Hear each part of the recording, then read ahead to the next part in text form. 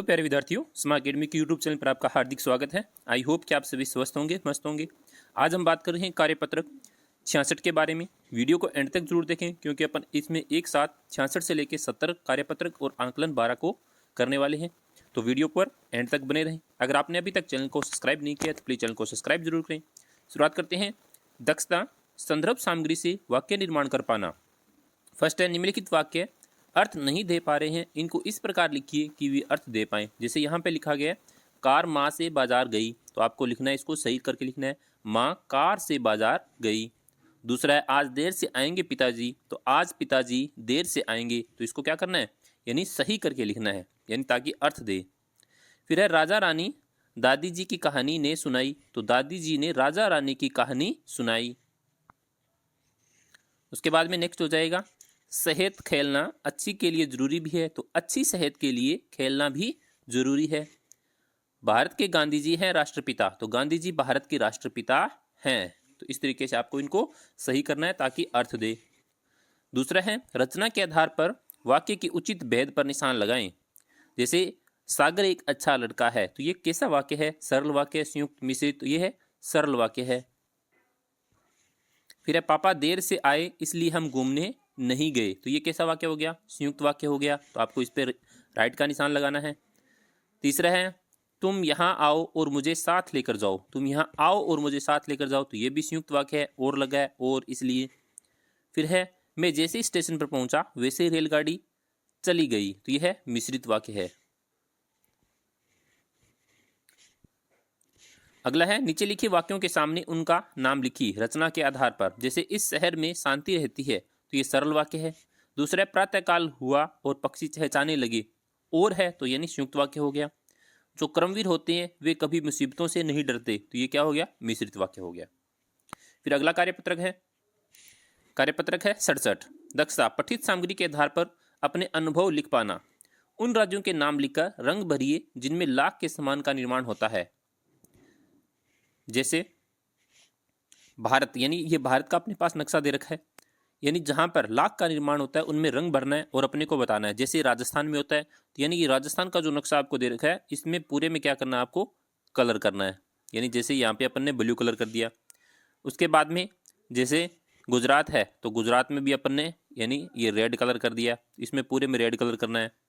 फिर उसके बाद में जैसे मध्य प्रदेश है, तो मध्य प्रदेश में भी अपन ने यानी ग्रीन कलर कर दिया, तो आपको इसमें पूरे में कलर भरना है मध्य प्रदेश में। उसके बाद में जैसे उत्तर प्रदेश है, तो उत्तर प्रदेश में अपन ने पिंक कलर भर दिया। और उसके बाद में जैसे कर्नाटक है, तो कर्नाटक में अपन ने ब्राउन कलर कर दिया। जैसे ये कर्नाटक है, तो इसमें अपन ने ब्राउन भर देंगे। तो आपको इन पांचों में क्या करना है, कलर भरना है। उसके बाद में अपने को क्या करना है, नीचे इनके नाम लिखने। जैसे राज्यों के नाम राजधानी सहित लिखिए, जैसे राज्य और राजधानी। जैसे राजस्थान, तो राजस्थान का हो जाएगा जयपुर। फिर गुजरात, गुजरात का हो जाएगा गांधीनगर। फिर उत्तर प्रदेश, उत्तर प्रदेश का हो जाएगा लखनऊ। कर्नाटक, कर्नाटक हो जाएगा बेंगलोर। मध्य प्रदेश, मध्य प्रदेश का हो जाएगा भोपाल।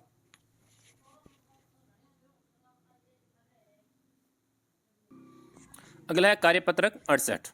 दक्षता उपलब्ध संदर्भों को समझते हुए जीवनी लिख पाना। जैसे हम पंछी उन्मुक्त गगन के कविता के लेखक शिव मंगल सिंह सुमन हैं, उनके बारे में टेबल में कुछ आंकड़े दिए गए हैं, जैसे नाम, जन्म स्थान आदि।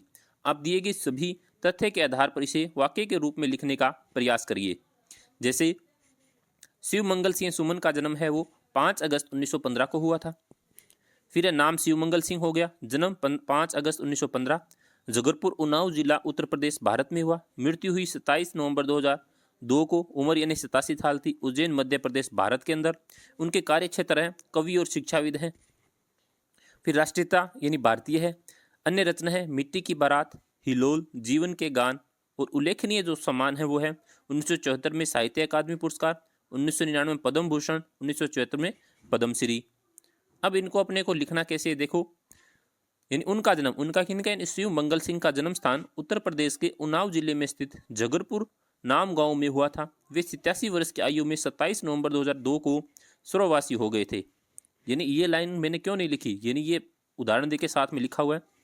उज्जैन मध्य प्रदेश में उन्होंने प्राण त्यागे। वे अच्छे कवि और शिक्षाविद थे। उन्होंने मिट्टी की बारात, हिलोल व जीवन के गान आदि रचनाएं की। उन्हें 1947 में साहित्य अकादमी पुरस्कार, 1974 में पद्मश्री एवं 1999 में पद्म भूषण पुरस्कार प्राप्त हुआ। फिर है, आप भी अपने संस्था प्रधान का साधारण जीवन परिचय मालूम करके लिखिए। जैसे हमारे प्रधानाध्यापक श्री सुरेश कुमार जी का जन्म 3 जुलाई 1988 को राजस्थान राज्य के बाड़मेर जिले में हुआ। वे एक शिक्षक हैं, लेकिन हम बच्चों के साथ पिता तुल्य व्यवहार रखते हैं, हमेशा सरल एवं सादगी भरा जीवन जीते हैं, विद्यालय में हमेशा अपना पूरा सहयोग देते हैं। तो इस तरीके से आप अपने संस्था प्रधान जो आपके प्रधानाध्यापक हैं उनके बारे में परिचय लिख सकते हैं। कार्यपत्रक गुणेतर, दक्षता गद्यांश या पद्यांश को पढ़कर समझ के साथ प्रश्नों के उत्तर दे पाना। जैसे आपके पास यहाँ पे शीर्षक दे रखा है चिड़िया। जैसे चीं चीं चीं चीं गाती चिड़िया, इस डाली से उस डाली पर बैठा करती उड़ उड़ कर, सबको खूब सुहाती चिड़िया, आंगन आंगन चुगती दाने, नल पर आती बैठ नहाने, पंख भिगो सुख पाती चिड़िया, बाता इसे न बंद कर रहना, जाना हरदम खुलकर उड़ना, मुक्ति मंत्र सिखलाती चिड़िया। तो इस तरीके से नीचे दिए गए प्रश्नों के अब आपको उत्तर देने हैं। जैसे पहला प्रश्न है, चिड़िया को कुछ करके खुशी मिलती है, कविता से उन पंक्तियों को चुनकर लिखिए जो चिड़िया को खुश बताती है। यानी पंख भिगो सुख पाती चिड़िया, तो ये क्या उसको खुशी देती है। फिर दूसरा है, चिड़िया से हमें क्या सीखना चाहिए, सदैव आज़ाद रहने की सीख दे रही है। क्या रहने की, यानी एकदम आज़ाद रहने की। उसके बाद में चिड़िया कभी बंधन में नहीं रहती, यह बताने वाली पंक्ति चुनकर लिखिए। बाता इसे न बंद कर रहना, जाना हरदम खुलकर उड़ना, ये क्या उसको एकदम यानी बंधन में नहीं रहती है। अगला है, चिड़िया को लेकर कई सारी कविताएं कहानियां मशहूर है, तुम्हें जो अच्छी लगती है उसके कुछ अंश लिखिए, अपनी कॉपी में भी लिखिए। जैसे चिड़िया मुझे बना दे प्रभु, छोटे पंख लगा दे प्रभु, आसमान में आसमान उड़ जाऊंगी, परियों को संग लाऊंगी, परियां गीत सुनाएंगी, हमको खूब हंसाएंगी। तो इस तरीके की आपको एक यानी छोटी शॉर्ट में आपको कहानी लिखनी है। फिर है अगला कार्यपत्रक, कार्यपत्रक 70, दक्षता, पढ़ी सामग्री का सार लेखन कर पाना। निम्नलिखित अवतरणों गद्यांशों को पढ़कर उनका सार एवं उपयुक्त शीर्षक लिखिए। पहला है यानी फर्स्ट है, शिक्षा का वास्तविक अर्थ और प्रयोजन व्यक्ति को व्यवहारिक बनाता है, न कि शिक्षित होने के नाम पर अहम और गर्व का हाथी उसके मन मस्तिष्क पर बांध देना। हमारे देश में स्वतंत्रता प्राप्ति से जो शिक्षा नीति और पद्धति चली आ रही है वह लगभग 100 साल पुरानी है। उसने एक उत्पादक का काम ही अधिक किया है, इस बात का ध्यान एकदम नहीं रखा कि इस देश की अपनी आवश्यकताएं और सीमाएं क्या है, इसके निवासियों को किस प्रकार की व्यवहारिक शिक्षा की आवश्यकता है। बस सुशिक्षितों की नहीं, साक्षरों की बड़ी पंक्ति इस देश में खड़ी कर दी है, जो किसी दफ्तर में क्लर्क और बाबू बनने का सपना ही देख सकती है।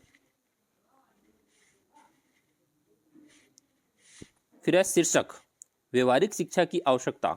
सार है, शिक्षा प्राप्त करने का प्रयोजन केवल नौकरी प्राप्त करना ही नहीं होना चाहिए, मनुष्य को व्यवहारिक ज्ञान की जानकारी होना जरूरी है। इस तरीके से आपको क्या बताना है, इसका सार बताना है।